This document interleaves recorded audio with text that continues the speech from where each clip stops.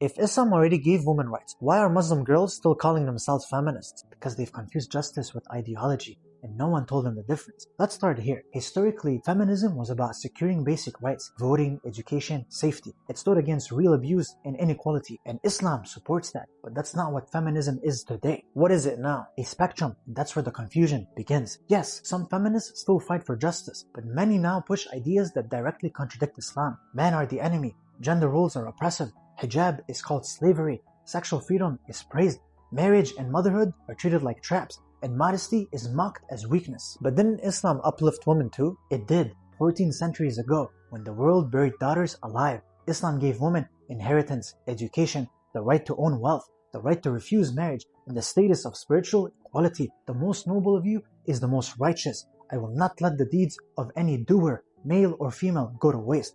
But Islam also did something feminism never did. It defined roles, not as limits, but as responsibilities. So does Islam believe man and woman are equal? Equal in value, different in design. Feminism says man and woman are the same. Islam says they're complementary. Feminism says no man should lead me. Islam says the man leads the home and answers to God for it. Feminism says sexual freedom is power. Islam says sexual discipline is purity. Feminism says marriage is optional. Motherhood is a lifestyle. Islam says marriage is mercy. Motherhood is sacred. But can't I be both Muslim and feminist? That depends what you mean by feminist. If you mean, I believe women deserve dignity, education, and protection, Islam already gave you that. You don't need a new label. But if you mean, I reject gender roles, I don't need man, modesty is outdated, then you've stepped outside of Islam. So should Muslims stay away from feminism? Yes, because the label comes with a baggage you don't control. You join a movement that no longer aligns with revelation. You inherit an ideology that doesn't honor divine structure. Islam doesn't need feminism to liberate women.